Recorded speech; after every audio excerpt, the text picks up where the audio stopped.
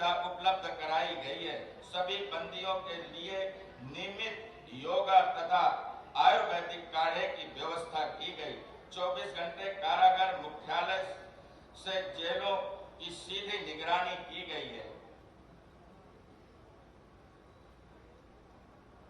माननीय हम पूरी विनम्रता तथा गर्व से स्मरण करना चाहते हैं कि मार्च 2020 में जब पूरे देश में मास्क और पीपीई किट बाजार में आसानी से उपलब्ध नहीं थे तथा उत्तर प्रदेश की जेलें संपूर्ण देश में पहली सरकारी संस्था थी जहां बंदियों ने दिन रात उत्पादन करके अनेक अस्पतालों, सरकारी गैर सरकारी संस्थाओं को लागत मूल्य पर मास्क तथा पीपीई किट उपलब्ध कराया। उत्तर प्रदेश का जेल विभाग देश का प्रथम राज्य है जहां अब तक 28 लाख से अधिक मास्क और लगभग 3000 से अधिक पीपीई किट का उत्पादन हुआ, जिसमें से 10 लाख मास्क सरकारी गैर सरकारी संस्थाओं, बैंकों और कंपनियों के नाम मात्र की कीमत पर दिए गए। देश की जेलों में निरुद्ध कुल बंदियों में से 1/4 बंदियों को निरुद्ध करने वाली उत्तर प्रदेश की जेलों में आज 1,16,000 से अधिक बंदी निरुद्ध हैं। यहाँ जेलों में 1.8 गुना ओवरलोडिंग होने के कारण मार्च 2020 से अब तक 31,000 से अधिक विचाराधीन बंदियों को अंतरिम जमानत पर रिहा किया गया है तथा 5,000 से अधिक सजा याफ्ता बंदियों को पैरोल पर रिहा करके जेलों में सोशल डिस्टेंसिंग मेंटेन की गई है। युद्ध स्तर पर 6.78.367 कोविड टेस्ट किए गए हैं। 1,37,282 बंदियों को कोविड टीकाकरण कराया गया है, जिसमें से 32,926 बंदियों को टीके की दोनों डोजें दी जा चुकी हैं। कोविड टीकाकरण के मामले में उत्तर प्रदेश की जेलें आज देश में अग्रणी हैं तथा तिहाड़ सहित अनेक प्रदेशों की जेलों को पीछे छोड़ दिया है। माननीय कोविड काल में जेलों को संक्रमण से बचाने हेतु प्रत्यक्ष मुलाकात व्यवस्था स्थगित करके आपके दूरदर्शितापूर्ण निर्णय के परिणाम स्वरूप संक्रमण न्यूनतम रहा है। जेलों के सुप्रबंधन से संपूर्ण कोविड काल में जेलों में जनहानि मात्र 16 की संख्या तक सीमित रही है, जो कि जेलों में निरुद्ध बंदियों की कुल आबादी का 1.16 लाख की मात्रा में 0.01% है। यद्यपि एक भी बंदी अथवा कर्मियों की मृत्यु हमारे लिए बेहद दुखद है तथा देश की अन्य जेलों में कोविड के कारण हुई भारी जनहानि की तुलना करके हम ये कह सकते हैं कि उत्तर प्रदेश की जेलों में सबसे कम जनहानि हुई है। माननीय मुख्यमंत्री जी की व्यवस्था को सुधारने के लिए जेल अधिकारियों का मनोबल बनाए रखना बेहद जरूरी था। इस दृष्टिगत रखते हुए विगत 2 वर्षों के कर्तव्यपूर्ण, ईमानदारी और बहादुरी से काम करने वाले अधिकारियों तथा जेल कर्मियों को पुलिस विभाग की भांति 26 जनवरी तथा 15 अगस्त के शुभ अवसर पर कमेंडेशन डिस्क तथा प्रशस्ति पत्र देने की व्यवस्था लागू की गई है।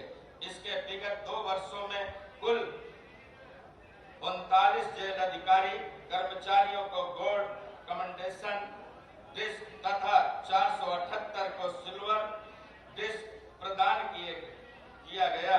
जेलों में बंदी कल्याणकारी तथा सुधारात्मक काम करने वाली कुल 158 स्वयंसेवी संस्थाओं को भी उपरोक्त अवसरों पर प्रशंसा पत्र देकर सम्मानित किया गया।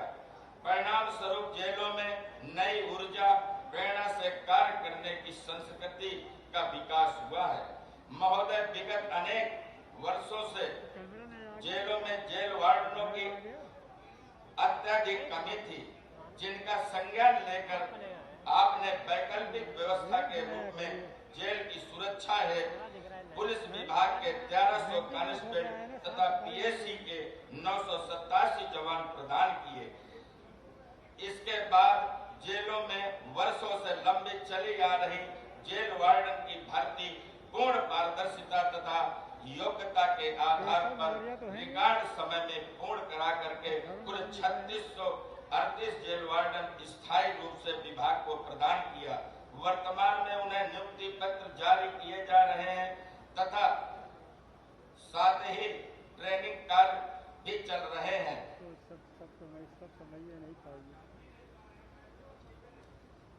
अंत में मैं उपस्थित जनप्रतिनिधियों, जनपद स्तरीय अधिकारियों तथा पुलिस जेल प्रशासन के अधिकारियों एवं कर्मचारी, अम्बेडकर नगर के सभी नागरिक, छात्र, नौजवानों के प्रति हार्दिक आभार व्यक्त करता हूं कि आपने यहां उपस्थित होकर के इस लोकार्पण कार्यक्रम को सफल बनाया। धन्यवाद।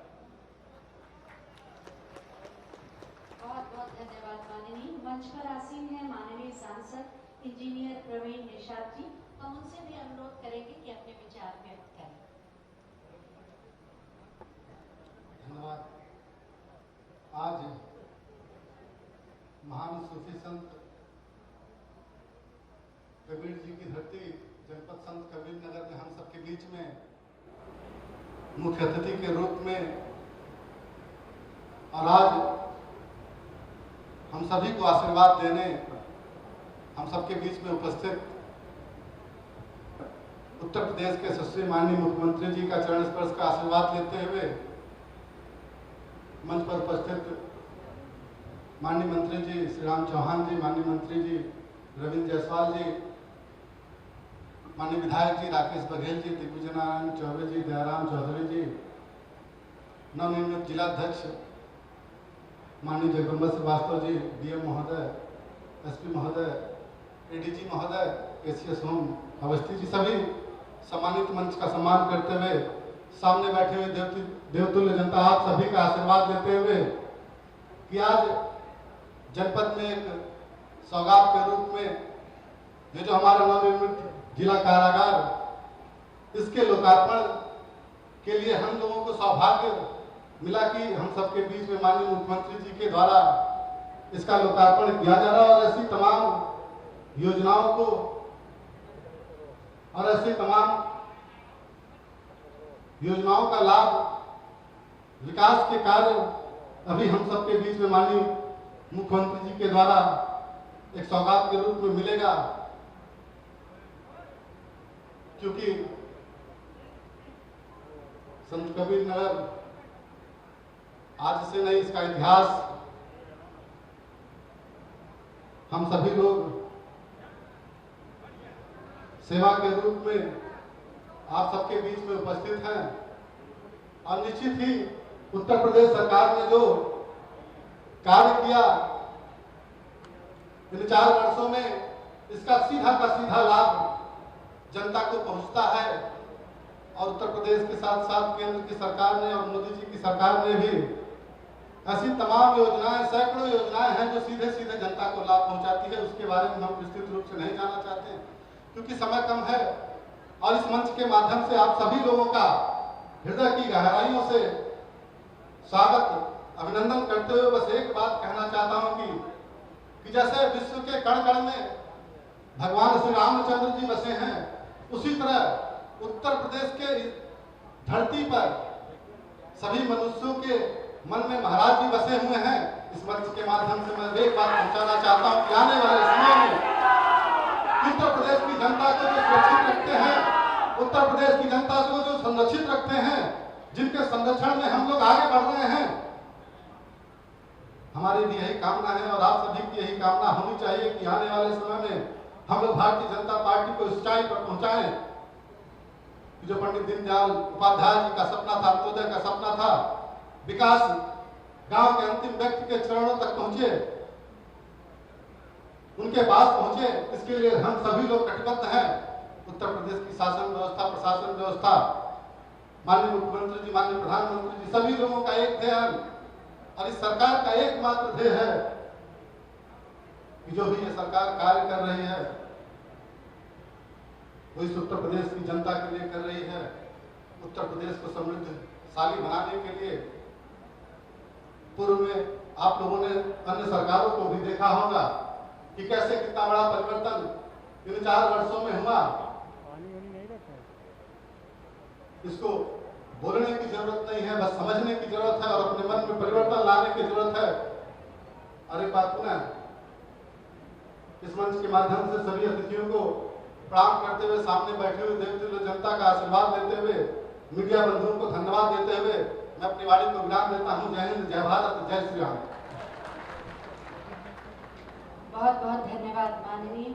और अब मैं मंच पर आसीन माननीय राज्य मंत्री स्वतंत्र प्रभार उद्यान एवं कृषि विपणन श्री राम चौहान जी से अनुरोध करूंगी कि सभा को संबोधित करने का कष्ट करें।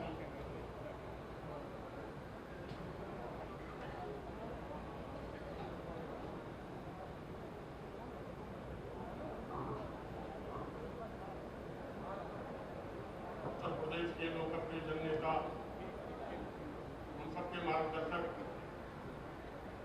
माननीय योगी आदित्यनाथ जी महाराज, स्वतंत्र प्रभार के मंत्री, जिले के प्रभारी मंत्री श्रीमान रविंद्र जायसवाल जी, कारागार मंत्री श्री जय कुमार सिंह जैकी जी, लोकसभा के हमारे लोकप्रिय सांसद निषाद जी, श्री दयाराम चौधरी जी, श्रीमान राकेश सिंह बघेल जी, श्रीमान जय चौबे जी, हमारे जिला अध्यक्ष नवनियुक्त श्री जगदम्बालाल श्रीवास्तव सहित सभी कार्यकर्तागण, अपर मुख्य गृह सचिव सहित सभी अधिकारी वर्ग, आदरणीय सज्जनों, देवियों, उत्तर प्रदेश की सरकार जब सत्ता में आई थी तो बदहाल खस्ता हाल व्यवस्था उसको मिली थी। आतंकवाद, अराजकता का बोलबाला था। लेकिन जब से पूज्य योगी आदित्यनाथ जी महाराज ने प्रदेश की बागडोर को संभाला, पूरे प्रदेश से माफिया पूरी तरह से नष्ट नाबूद हो गए। वो या तो जेल के सीटों में बंद हो गए, नहीं तो प्रदेश की सीमा को छोड़ करके बाहर चले गए अथवा ऊपर हो गए। मित्रों, अभी एक लड़की, मैं पूरा पूर्वांचल संवेदनशील था, काजल नाम की लड़की जो अपने पिता की मार का वीडियो बना रही थी, उसको एक अपराधी ने मार दिया। 1 लाख रुपए का इनामी अपराधी था। प्रशासन की मैं भूरी भूरी प्रशंसा करता हूं कि पूज्य योगी आदित्यनाथ जी महाराज जी ने जो शुरुआत प्रारंभ काल में की थी, वो आज भी अनवरत जारी है। अभी 2 दिन पहले ही उसको भी टाल के घाट उतारने का काम इस सरकार ने किया है। अमन चैन का वातावरण बना है, अराजकता से मुक्त हुआ है उत्तर प्रदेश, सुख समृद्धि का बोलबाला हुआ है। हर तरफ से शांति और सौहार्द की बातें हो रही हैं। सभी लोग चैन की सांस ले रहे हैं। और निश्चित रूप से जब शांति रहती है, सौहार्द रहता है, अपराधी मुक्त उत्तर प्रदेश रहता है, तो निवेशक भी बड़े पैमाने पर आते हैं। आज विश्व के बहुत सारे राष्ट्र से बहुत सारे प्रदेशों के उद्यमी उत्तर प्रदेश में आकर के अपना उद्यम स्थापित करने के लिए पूरी तरह से प्रयत्नशील हैं और उनको बिना किसी कठिनाई के अपना उद्यम लगाने की व्यवस्था उत्तर प्रदेश सरकार कर रही है। लाखों लाख नौजवानों को रोजगार मिल रहा है। शिक्षकों की भर्ती, पुलिस की भर्ती, जितनी भी भर्तियां हो रही है पारदर्शी तरीके से हो रही है। लोग रोजगार पा रहे हैं बिना किसी प्रकार का अंशदान दिए हुए। पुरानी सरकारों में क्या होता था आप सब लोग जानते हैं। पारदर्शी व्यवस्था सभी लोगों को, सभी के चेहरे पर मुस्कान लाने का काम कर रही है और इस नाते पूरे प्रदेश में ठीक प्रकार का वायुमंडल बना है। अपना जिला भी पूरी तरह से सुख शांति समृद्धि के रास्ते पर आगे बढ़ रहा है। किसानों की आय दोगुनी करने के लिए तो सरकार पूरी तरह से प्रयत्नशील है। विभिन्न प्रकार की योजनाओं के साथ ही अभी साग सब्जी का बीज मुफ्त देने का काम एक सरकार करने जा रही है। किसानों के गन्ना मूल्य का पूरा भुगतान किया है, गेहूं की पर्याप्त खरीद किया है और एमएसपी जो केंद्र ने लागू किया है उससे ज्यादा बढ़ा करके उत्तर प्रदेश सरकार पहले ही घोषित कर चुकी है। और इस तरह से किसानों के हित में बहुत बड़े बड़े कदम उठाए गए हैं। अपरंपरागत खेती से उठ करके लोग आगे बढ़ रहे हैं, लोग जैविक खेती की तरफ आगे जा रहे हैं। सरकार की विभिन्न योजनाओं का लाभ डीबीटी के माध्यम से लोगों के खातों में जा रही है। हर प्रकार के सुख शांति समृद्धि के रास्ते पर किसान हो, नौजवान हो, बेरोजगार व्यक्ति हो, वो सब आगे बढ़ रहे हैं। सभी लोगों के पोषण की व्यवस्था, सभी के चिकित्सा की व्यवस्था, सभी के पढ़ाई लिखाई दवाई की व्यवस्था करने का काम एक सरकार कर रही है। पीने की पानी की उच्चतम स्तर पर गुणवत्तापूर्ण पानी मिले, इस दिशा में हर घर नल योजना लागू है। इस तरह से एक तरह से कह सकते हैं कि पूरे प्रदेश में ठीक प्रकार से हर क्षेत्रों में, हर विभागों में एक उच्च मानक के आधार पर काम हो रहा है। सरकार लंबी सड़कें बन रही है, जहाँ 4 लेन बन रही है वहाँ छोटी मोटी सड़कें भी बड़े पैमाने पर बन रही है। कहीं कहीं सड़कें गड्ढा युक्त हो गई हैं, उनको 15 तारीख से गड्ढा मुक्त करने का अभियान पूज्य महाराज जी के नेतृत्व में परसों की बैठक में किया गया है। निश्चित रूप से आने वाले नवंबर तक सभी सड़कें पूरी तरह से खाली हो जाएंगी, सभी ठीक प्रकार से आच्छादित हो जाएंगे। इस प्रकार से हर तरफ से संजाल बना हुआ है। पूर्व नियोजित कार्यक्रम और नियोजन का ही एक परिणाम है।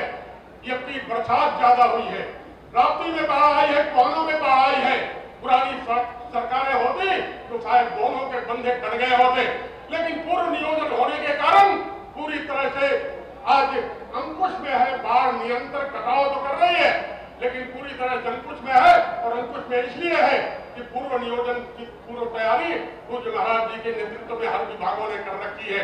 इसलिए हमारा जिला संत कबीर नगर निश्चित रूप से पूज्य महाराज जी को पा करके अपनी धन्यता का अनुभव करता है। महाराज जी यहाँ पर कबीरदास जी के नाम को चरितार्थ करता हुआ आप और श्रीमान मोदी जी ने जो आधारशिला रखी थी कबीर शोध केंद्र का, वो बन करके तैयार है। वो अभी निश्चित रूप से बहुत शीघ्र ही मुझको लगता है जनता को समर्पित होगा, जैसे आज जेल यहाँ पर समर्पित हो रहा है। बहुत सारी योजनाएं और हुई है। 3 जिले, पहले एक जिला था कामेश्वरनाथ, यहाँ का मुख्य धाम है महाराज जी, कटेश्वरनाथ सिद्धार्थनगर में और भलेश्वरनाथ बस्ती में, तीनों के समुचित विकास हुए हैं। और कुछ कामेश्वरनाथ के बारे में हो जाए तो मुझको लगता है बहुत बड़ी उपलब्धि होगी। निश्चित रूप से महाराज जी का आशीर्वाद हम सब लोगों को मिलेगा। यहाँ बंद कटाई मिल है, वो चालू न हो जाए तो बढ़िया है, लेकिन नहीं होती है तो मेडिकल कॉलेज या कोई भी संस्थान उसमें जा करके वहाँ के नौजवानों को बेकारी मुश्किल से निजात दिलाने में अपनी भूमिका का निर्माण कर सकता है। और इसलिए हर तरफ जहाँ पर चौड़ा घाट मेरे क्षेत्र में महाराज जी, उस पर पुल बहुत दिनों से मांग हो रही है और वह पुल जो है प्रस्तावित है। आपका ध्यान भी उस पर है, आप बनाने वाले हैं। मैं निवेदन करूंगा इस दिशा में भी सोच बढ़ जाएगी तो एक बड़ा भारी चमत्कारिक कार्य हो जाएगा। पूरा जिला आपको हृदय से धन्यवाद ज्ञापित करता है। आप इस जिले के जैसे गोरखपुर के पूज्य हैं, उससे ज्यादा पूज्य जो है बहुत दिनों से आपकी प्रशंसा, सराहना, श्रद्धा, तत्व व्यक्त करता है बस संत कबीर नगर जिला। निश्चित रूप से मैं संत कबीर नगर जिले के सभी नागरिकों की तरफ से, यहाँ बैठे हुए सभी महान भावों की तरफ से आपका हृदय से अभिनंदन करता हूँ, स्वागत करता हूँ, वंदन करता हूँ। बहुत बहुत धन्यवाद। बहुत बहुत धन्यवाद माननीय। और अब हम माननीय मुख्यमंत्री महोदय से अनुरोध करेंगे कि 245 करोड़ की 122 परियोजनाओं का लोकार्पण और शिलान्यास बटन दबाकर करने की कृपा करें। इसमें 220 करोड़ की 104 परियोजनाओं का लोकार्पण होगा और 25 करोड़ की 16 परियोजनाओं का शिलान्यास। शिलापट का अनावरण हो रहा है, बटन दब गया। शिलापट के अनावरण के साथ ही संत कबीर नगर के विकास की गाथा में एक नया अध्याय जुड़ रहा है। धन्यवाद माननीय मुख्यमंत्री महोदय। संत कबीर नगर को 245 करोड़ के ये उपहार देने के लिए।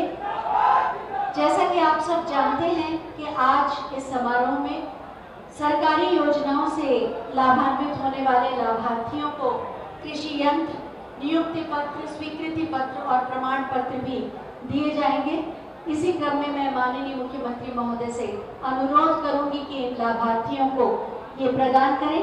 सबसे पहले मैं कृषि के यंत्रीकरण योजना के अंतर्गत 2 लाभार्थियों को आमंत्रित कर रही हूँ। 15 लाख के यंत्र आपको दिए जाएंगे। माननीय मुख्यमंत्री महोदय से अनुरोध है कि ये प्रदान करें। जय भारत स्वयं सहायता समूह की शकुंतला देवी और गुजराती देवी महिला उत्थान समूह की प्रियंका देवी। इसके बाद महिला सम्मान और सुरक्षा से जुड़े सामुदायिक शौचालय के रखरखाव की जिम्मेदारी दी जा रही है महिला स्वयं सहायता समूह को, जिसके लिए 27,000 का स्वीकृति पत्र दिया जा रहा है। सबसे पहले लक्ष्मी स्वयं सहायता समूह की श्रीमती संजू देवी, सुधा स्वयं सहायता समूह की श्रीमती सुधा देवी, पूजा स्वयं सहायता समूह की श्रीमती पूजा देवी, माँ आदित्य स्वयं सहायता समूह की श्रीमती संगीता चौबे, माँ दुर्गा स्वयं सहायता समूह की श्रीमती शांति देवी। जोरदार तालियों से आप इन सबका उत्साहवर्धन भी करें। विश्वकर्मा श्रम सम्मान योजना के अंतर्गत दर्जी का टूल किट वितरित किया जाएगा। कुमारी गरिमा पाठक, कुमारी स्नेहा सिंह, कुमारी ऋतु गुप्ता, श्रीमती देवंता, श्रीमती वंदना यादव। आपकी तालियों का आशीर्वाद भी मिलता रहे तो इस कार्यक्रम की ऊर्जा बनी रहेगी। शादी अनुदान योजना के अंतर्गत लाभार्थियों की पुत्रियों की शादी के लिए 20,000 रुपए प्रति की अनुदान राशि का स्वीकृति पत्र श्रीमती विमला देवी, श्रीमती संगीता देवी, श्रीमती राजमती देवी, श्रीमती अमीना खातून और श्रीमती कुरैशा खातून जी को दिया जा रहा है। शादी अनुदान योजना के लाभार्थी अब आएंगे। टूल किट के बाद 20,000 रुपए की अनुदान राशि का स्वीकृति प्रमाण पत्र दिया जाएगा।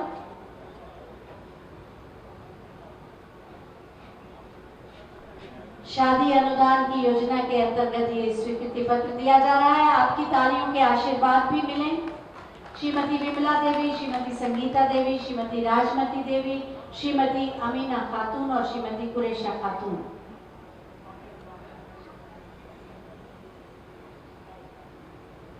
शादी अनुदान योजना के बाद मुख्यमंत्री बाल सेवा योजना के अंतर्गत कोरोना काल में मृत्यु हुए व्यक्तियों के नाबालिग बच्चों के शिक्षा, पोषण और भविष्य की सुरक्षा हेतु 4,000 प्रति माह की दर से सहायता राशि का स्वीकृति पत्र कमलकांत राव, अयांश पांडे, शक्ति पांडे, कुमारी साक्षी,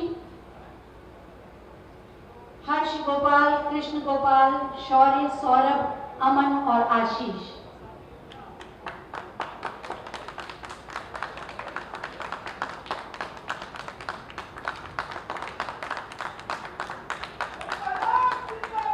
नन्हे बच्चों को माननीय मुख्यमंत्री जी का प्यार, दुलार और आशीर्वाद।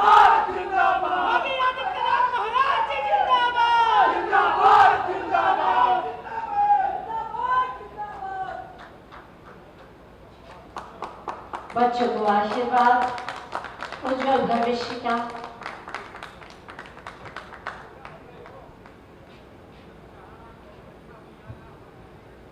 और मुख्यमंत्री बाल सेवा योजना के बाद अब बारी है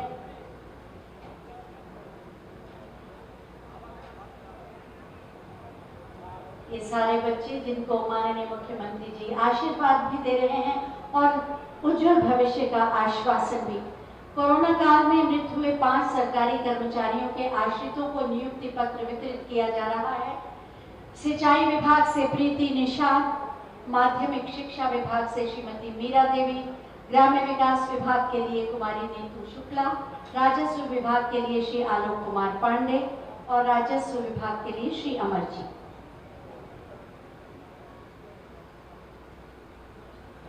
बहुत बहुत धन्यवाद माननीय मुख्यमंत्री महोदय। माननीय मुख्यमंत्री महोदय के कुशल नेतृत्व में 24 करोड़ जनता की सुरक्षा, सम्मान, स्वावलंबन और त्वरित न्याय के साथ उत्तर प्रदेश नित नए कीर्तिमानों को स्थापित करके प्रगति के पथ पर अग्रसर है। माननीय मुख्यमंत्री जी ने उत्तर प्रदेश को एक नई पहचान और उत्तर प्रदेश वासियों को एक सम्मान दिया है। मैं बहुत ही आदर के साथ माननीय मुख्यमंत्री महोदय से अनुरोध करूंगी कि अपने प्रेरणादायी उद्बोधन से हमें अनुग्रहित करें। आप सबकी जोरदार तालियों के साथ।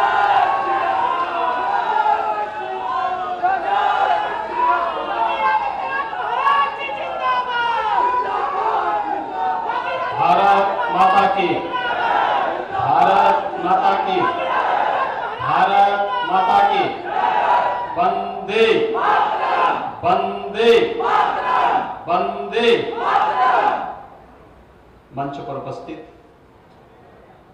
प्रदेश सरकार में मेरे सहयोगी, स्टैंप और पंजीयन विभाग के मंत्री श्री रविंद्र जायसवाल जी, प्रदेश सरकार में ही मंत्री श्री राम चौहान जी, प्रदेश सरकार के कारागार और लोक सेवा प्रशासन के राज्य मंत्री श्री जय कुमार सिंह जैकी जी, माननीय सांसद श्री प्रवीण निषाद जी, माननीय विधायक श्री राकेश सिंह बघेल जी, माननीय विधायक श्री दिग्विजय नैनी चौबे जी, माननीय विधायक मुंडेरवा श्री दयाराम चौधरी जी, भारतीय जनता पार्टी के जिला के अध्यक्ष श्री जगदम्बा श्रीवास्तव जी, अपर मुख्य सचिव गृह, कारागार प्रशासन और सुधार विभाग श्री अवनीश कुमार अवस्थी जी, पुलिस महानिदेशक कारागार श्री आनंद कुमार जी, जिला प्रशासन और पुलिस से जुड़े हुए सभी अधिकारीगण और संत कबीरनगर जनपद से जुड़े हुए सभी उपस्थित भाइयों बहनों, एक साथ आज जनपद संत कबीरनगर जनपद को,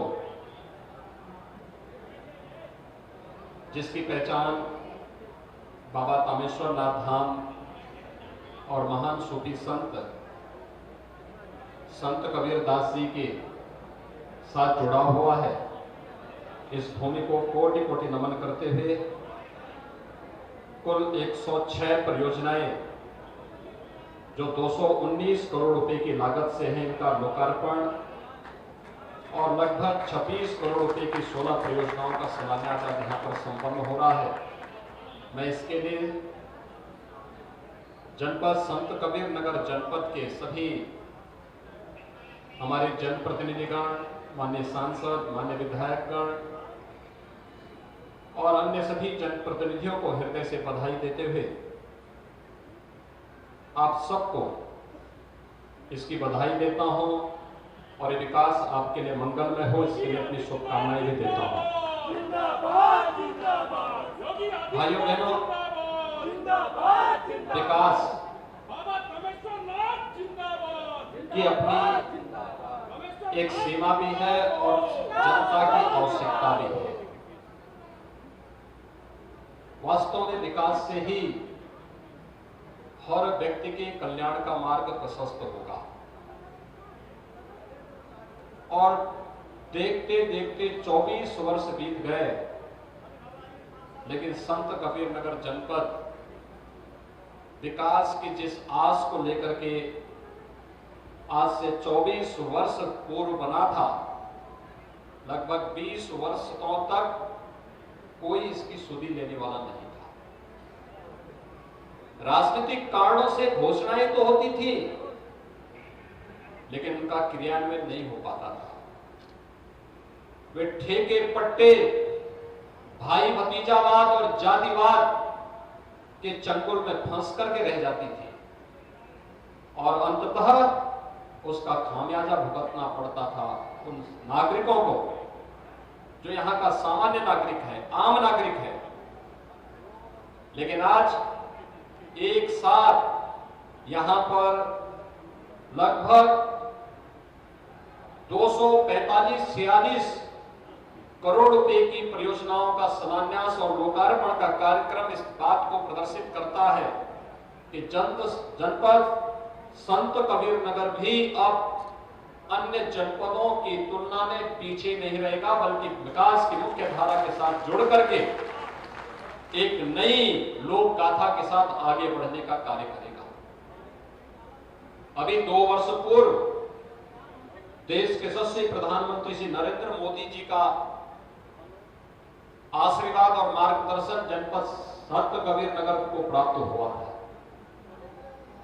जब उन्होंने मगहर में आकर के संत कबीर की स्मृति में उनकी शब्द साधना को एक नई ऊंचाई देते हुए कबीर पीठ की स्थापना जनपद संत कबीर नगर जनपद में मगहर में की थी।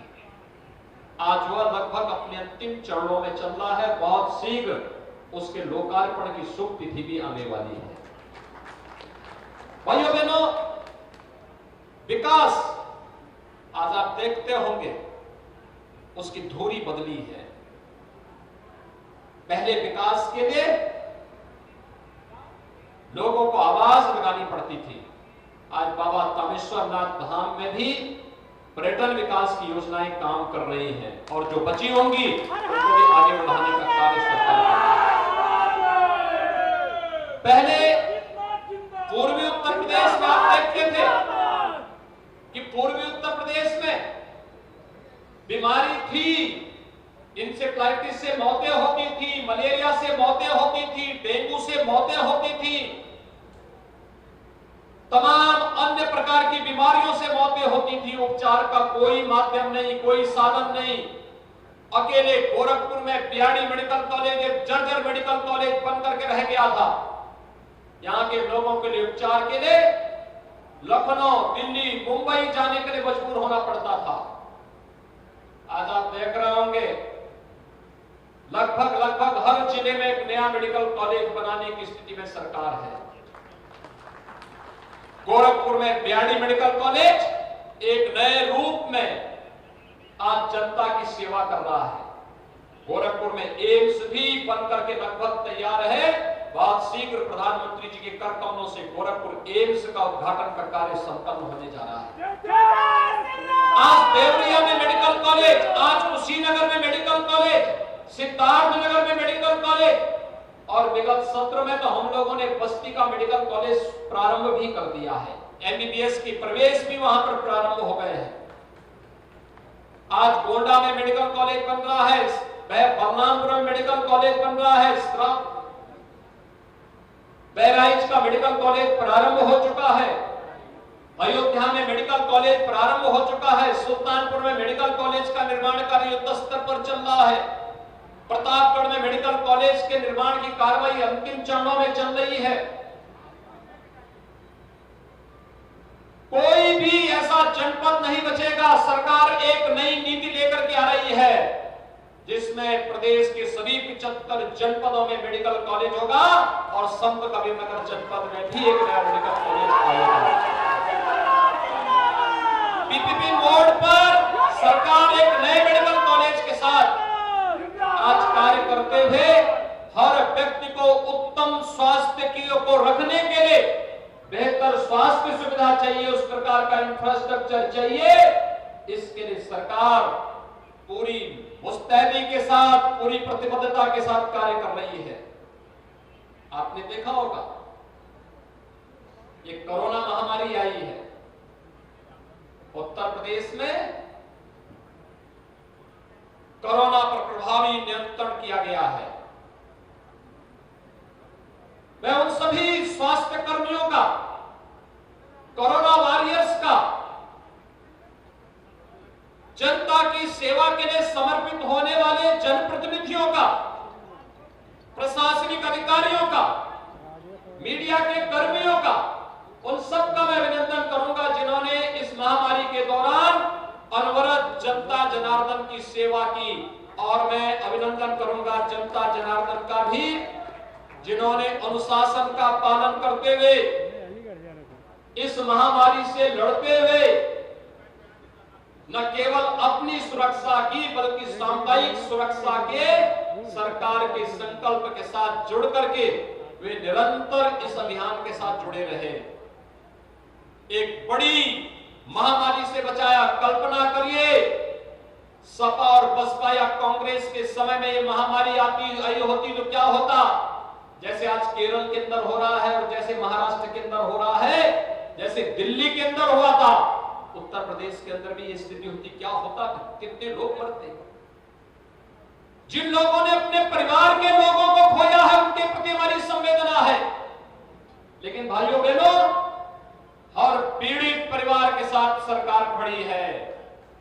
आपने देखा होगा जो बच्चे निराश्रित हुए उन बच्चों के लालन पालन की जिम्मेदारी भी सरकार ने ली है। 4000 रुपए हर महीने उन बच्चों को उपलब्ध सरकार करा रही है। और यही नहीं, जो महिलाएं भी निराश्रित हुई हैं, सरकार ने उनके लिए भी योजना तैयार कर ली है। बहुत शीघ्र उस योजना को हम लागू करने वाले हैं, जिससे कोई भी अपने आप को निराश्रित महसूस न कर सके। एक जिम्मेदार सरकार इसी जवाबदेही के साथ कार्य करती है और इसी जवाबदेही को बनाए रखने के लिए आज एक बार फिर से मैं संत कबीरनगर जनपद में आया हूं। भाइयों बहनों, आप सबको इस बात के लिए आश्वस्त करने के लिए एक सुविधा है।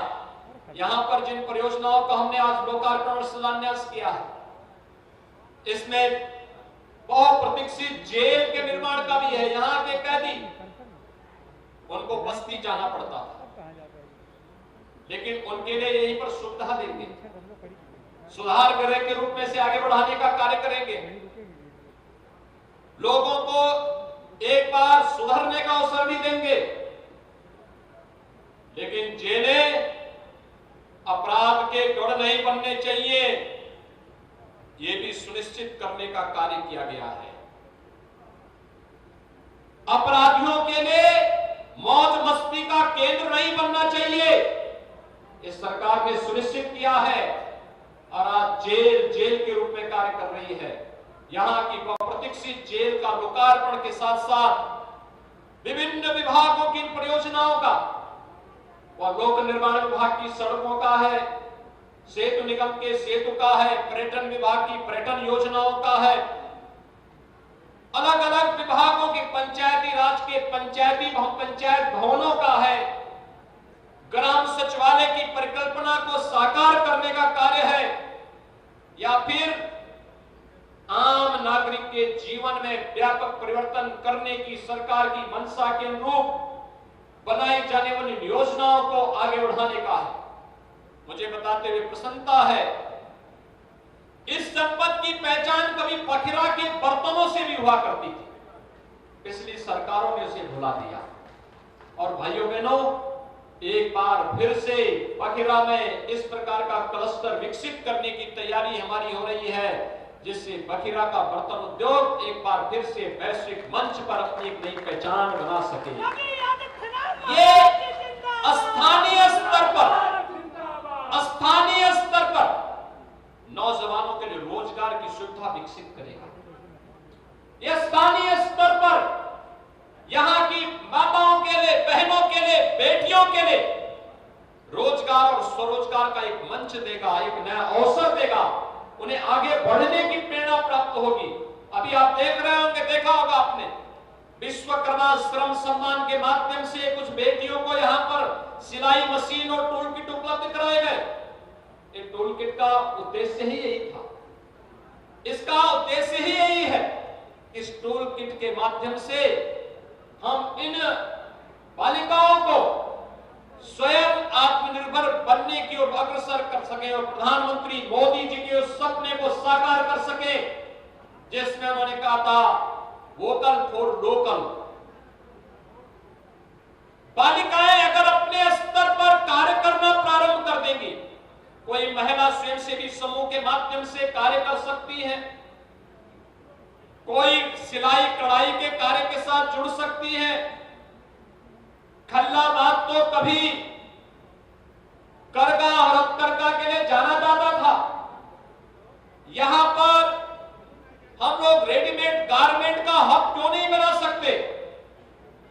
नई तकनीक के साथ उन्हें जोड़ने का कार्य क्यों नहीं कर सकते? अगर हर घर में सिलाई की मशीन, आधुनिक सिलाई की मशीन आ जाए और आधुनिक सिलाई की मशीन के साथ हम मार्केट को उनको लिंक कर लें, रेडीमेड गारमेंट आपके घर घर में बनता हुआ दिखाई देगा और एक समय आप बांग्लादेश और वियतनाम को फेल करके खल्लाबाद, गोरखपुर, बस्ती, सिद्धार्थनगर, महाराजगंज आसपास के जनपदों की बहन और बेटियां अपने अपने घरों में रेडीमेड गारमेंट बनाएगी, मार्केट को देगी और मार्केट उसे न केवल यहां के बाजार की आपूर्ति के लिए बल्कि दुनिया के बाजार में पहुंचाने का कार्य भी करेगी। श्रम सस्ता है, यहां पर इसका उपयोग हम आगे बढ़ा करके उन्हें बेहतर तरीके से आगे बढ़ा सकते हैं। जितना जल संसाधन हमारे पास है, दुनिया तरसती है पानी के लिए और यहां पर पर्याप्त जल संसाधन है। पर्याप्त जल संसाधन का मतलब हम खेती बाड़ी को भी अच्छा कर सकते हैं, कृषि अच्छी हो सकती है, बागवानी अच्छी हो सकती है, पशुपालन और दुग्ध उत्पादन का कार्य यहां पर बेहतर तरीके से आगे बढ़ सकता है, मत्स्य उत्पादन का कार्य अच्छे ढंग से आगे बढ़ सकता है। इस दिशा में भी स्वयंसेवी समूह बेहतर प्रदर्शन कर सकती है और राज्य सरकार उन्हें रिवॉल्विंग फंड दे करके आगे बढ़ाने का कार्य करेगी। इस दृष्टि आज मैं आपके बीच में यहां पर उपस्थित हुआ हूं आपसे कहने के लिए, अभी पिछले एक महीने के अंदर काफी बरसात हुई और इस बरसात के कारण पूर्वी उत्तर प्रदेश के लगभग 15-17 जनपदों में भीषण बाढ़ की भी समस्या पैदा हुई थी। मैं वर्चुअली जिला प्रशासन से रिपोर्ट ले रहा था, वीडियो कॉन्फ्रेंसिंग से हम लोग रिपोर्ट ले रहे थे। मैंने पूर्वी उत्तर प्रदेश के ज्यादा प्रभावित जनपदों में दौरा भी किया था।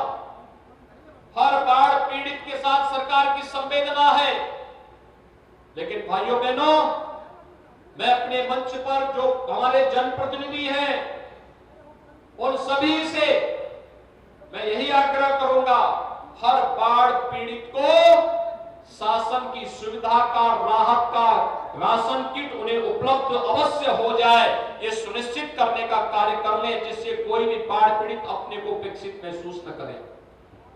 हर बाढ़ पीड़ित के लिए सरकार ने 10 किलो चावल, 10 किलो आटा, 10 किलो आलू,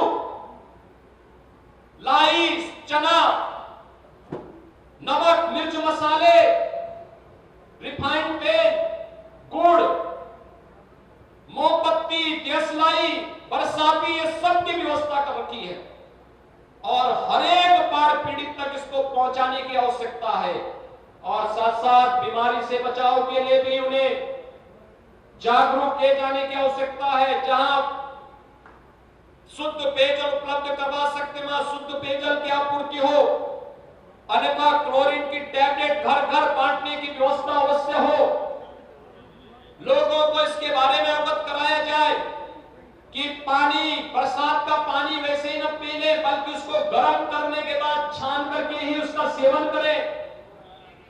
यानी हमें लोगों को अवगत कराना पड़ेगा। बरसात का समय जल भरा हो जाता है, सांप के काटने के, बिच्छू को काटने से, जंगली जीवों के काटने से, आवारा कुत्तों के काटने की शिकायतें आती हैं। हर जनपद में पर्याप्त मात्रा में एंटी स्नेक वेनम और एंटी रेबीज के वैक्सीन उपलब्ध कराए गए हैं।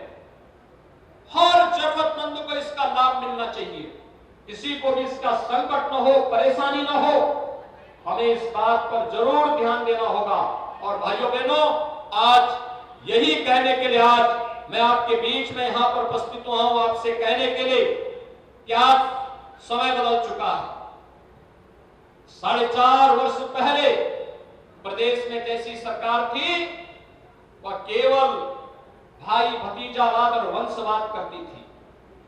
तुष्टीकरण के नाम पर आपके हक पर डकैती डालने का कार्य करती थी।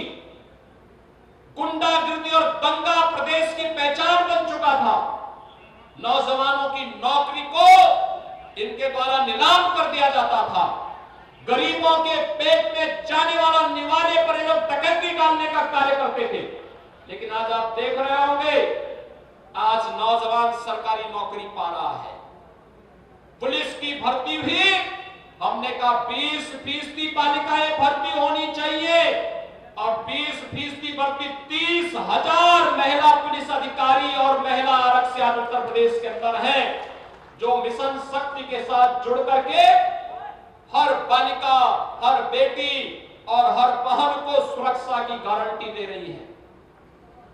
मिशन शक्ति का एक कार्यक्रम गांव-गांव तक पहुंच रहा है। वहां पर महिला बूथ बना करके महिलाओं के कल्याण से जुड़ी हुई योजनाओं का लाभ गांव के अंदर दिलाने के लिए जागरूकता भी पैदा कर रही है। कन्या सुमंगला योजना क्या है, सामूहिक विवाह की योजना क्या है, निराश्रित महिला पेंशन की योजना क्या है, इन सभी योजनाओं का लाभ उपलब्ध कराने की कार्रवाई भी उनके द्वारा न केवल सुरक्षा का बल्कि सम्मान और स्वावलंबन के साथ कैसे जीवन आगे बढ़ाया जाता है, यह कार्य भी किया। लेकिन साथ साथ प्रदेश के नौजवानों को नौकरी उनकी योग्यता और क्षमता के अनुसार 4.5 लाख नौजवानों को प्रदेश के अंदर नौकरी मिली है। भाइयों बहनों, पहले ये नौकरी गिरवी रख दी जाती थी। एक परिवार नौकरी निकलती थी, उसके परिवार के सभी सदस्य नौकरी को गिरवी पर रख करके जगह जगह वसूली करने के लिए निकल पड़ते थे। आज कोई नौकरी को नीलाम करने का प्रयास करेगा तो नौकरी तो नहीं नीलाम कर पाएगा, अपने घर को जरूर नीलाम करवा देगा। पहले माफिया सत्ता का संचालन करते थे और सत्ता इनकी शागिर्द बन करके इनके सामने तुम दबा करके चलती थी। आज इन माफिया और अपराधियों के घरों पर अवैध कमाई पर जब सरकारी बुलडोजर चलता है तो आप भी देखते होंगे कि माफिया उत्तर प्रदेश की धरती को छोड़ने के लिए मजबूर होते हैं और हर एक माफिया के लिए हमारा यही संदेश भी है कि अगर गरीब का, किसान का, व्यापारियों का अगर जीना हराम करोगे तो सरकार तुम्हारा जीना हराम कर देगी और सरकार पूरी मजबूती के साथ कानून का राज होगा। इस बात को केवल कहेगी नहीं, इसको करके भी दिखाएगी और सरकार ने ये प्रदेश के अंदर करके दिखाया है। और आज भाइयों बहनों, आप सबसे मैं यही कहने के लिए आया हूं। हमने नौकरी भी दी, अभी हमारी लगभग 90,000 नौकरियां और आ रही है। हर दिन कुछ न कुछ नौकरियों के परिणाम आ रहे हैं, नियुक्ति पत्र दिए जा रहे हैं। इस सिफारिश पे नहीं, योग्यता के आधार पर प्रदेश के नौजवानों को सम्मान देने का सरकार का कार्यक्रम का भिन्न हिस्सा है। और अभी तो कोरोना महामारी समाप्त नहीं हुई, हमें सावधानी रखनी है, हमें हर प्रकार की सावधानी रखनी है। लेकिन भाइयों बहनों, कोरोना महामारी जब तक भी है, सरकार ने तय किया है हम हर नौजवान को जो प्रतियोगी परीक्षाओं की तैयारी कर रहा है उसको भत्ता देंगे, वाहन भत्ता देंगे, प्रतियोगी परीक्षाओं के लिए जाएगा उसको आने जाने का किराया की भत्ता सरकार उपलब्ध करवाएगी। वन टाइम भत्ता उसको उपलब्ध करवाने का कार्य सरकार कर रही है। वह प्रतियोगी परीक्षाओं की तैयारी वर्चुअली कर रहा हो या फिर फिजिकली कर रहा हो, उसके लिए टैबलेट की व्यवस्था सरकार कर रही है।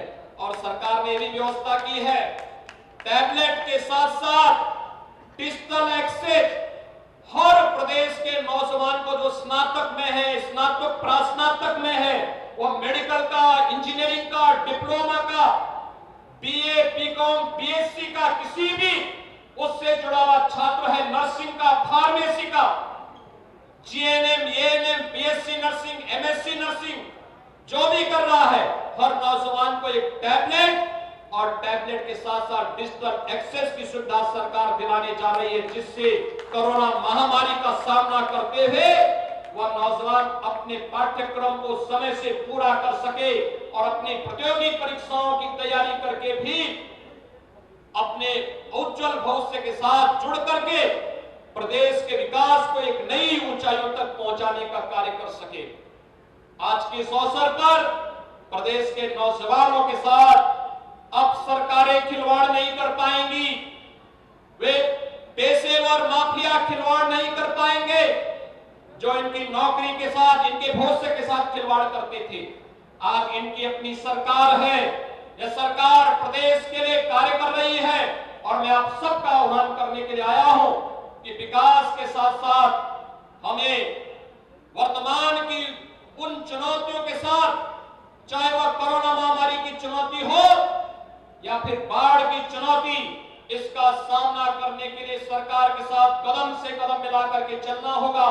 मैं आप सभी भाइयों और बहनों को इस बात के लिए आश्वस्त करता हूं, सरकार आपके हितों के लिए पूरी प्रतिबद्धता के साथ कार्य कर रही है और इसी क्रम में आज हम लोगों ने यहां पर 125 करोड़ रुपए की लागत से उत्तर यहां पर यहां की जेल का लोकार्पण करने के साथ साथ लोक निर्माण विभाग, इंडो गल्फ फर्टिलाइजर, जिला पंचायत, पशुपालन विभाग और पेयजल की तमाम स्कीम के साथ साथ ऑक्सीजन प्लांट, 3 ऑक्सीजन प्लांट का आज लोकार्पण हो रहा है। अब कोरोना महामारी किसी का भी बाल बाका नहीं कर पाएगी, क्योंकि उत्तर प्रदेश में अब तक 400 से ज्यादा ऑक्सीजन प्लांट लग चुके हैं और आज 3 ऑक्सीजन प्लांट का लोकार्पण हम लोग इसी जनपद में कर रहे हैं। भाइयों बहनों, यह सरकार के द्वारा निरंतर उठाए गए कदमों का परिणाम है। मैं एक बार फिर से आपको यहां पर आज लगभग 245-46 करोड़ रुपए की परियोजनाओं का लोकार्पण और शिलान्यास के लिए हृदय से मैं बधाई देता हूं, अपनी शुभकामनाएं देता हूं। विकास में रुचि लेने के लिए यहाँ के माननीय सांसद, माननीय विधायकगण, इन सबको हृदय से बधाई देता हूं, अपनी शुभकामनाएं देता हूं और विश्वास व्यक्त करता हूं कि इनके नेतृत्व में जनपद संत कबीर नगर विकास के नए प्रतिमान छूता हुआ दिखाई देगा।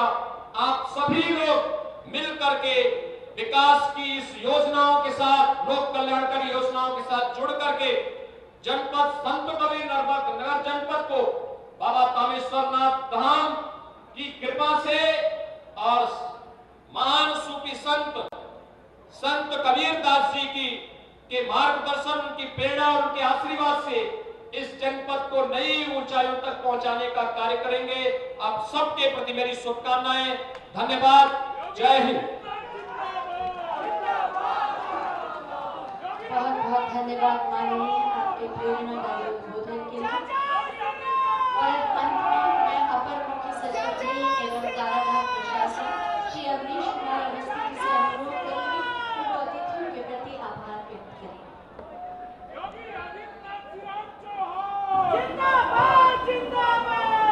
आज संत कबीर नगर की इस धरती पर कबीर दास जी को याद करते हुए मैं माननीय मुख्यमंत्री जी का विशेष आभार कारागार विभाग के सचिव के नाते अपने डीजी कारागार की ओर से उन्होंने 48 घंटे में मात्र समय हमें दिया। मैं सर आपका विशेष धन्यवाद ज्ञापित करना चाहूंगा कि कारागार की इस व्यवस्था का आज जो उद्घाटन आपने किया है, इसको एक आदर्श कारागार के रूप में आगे बढ़ाएंगे और लगभग अगले 10 दिन में इस कारागार को हम क्रियाशील भी कर देंगे। मैं सर आपका विशेष आभार इस बात के लिए भी व्यक्त करना चाहूंगा कि सर ने मिशन शक्ति की जो एक बुकलेट यहाँ जारी की है, इस भाव को हम पूरे प्रदेश में आगे बढ़ाएंगे। हम श्री रवींद्र जायसवाल साहब का, माननीय राज्य मंत्री जी का, हम श्री राम चौहान साहब का, माननीय राज्य मंत्री उद्यान जी का, अपने जेल विभाग के अपने मंत्री जी श्री जय कुमार जैकी जी का, यहाँ पर श्री सांसद श्री प्रवीण निषाद जी का, यहाँ पर माननीय विधायक श्री राकेश बघेल जी, माननीय विधायक श्री दिग्विजय नारायण चौबे जी, माननीय जगदम्बा श्रीवास्तव जी और यहाँ पर आए माननीय विधायक श्री जयराम चौधरी जी का विशेष आभार व्यक्त करते हुए यहाँ की जिलाधिकारी, यहाँ के कप्तान और सभी हमारे पुलिस के सीनियर अफसर एडीजी और आईजी का धन्यवाद ज्ञापित करते हुए कामना करता हूँ कि आप सब जो है आज इन विकास की योजनाओं को आगे बढ़ाएंगे। मैं पत्रकार और हमारे प्रेस के साथियों का विशेष आभार व्यक्त करता हूँ। धन्यवाद। जय हिंद।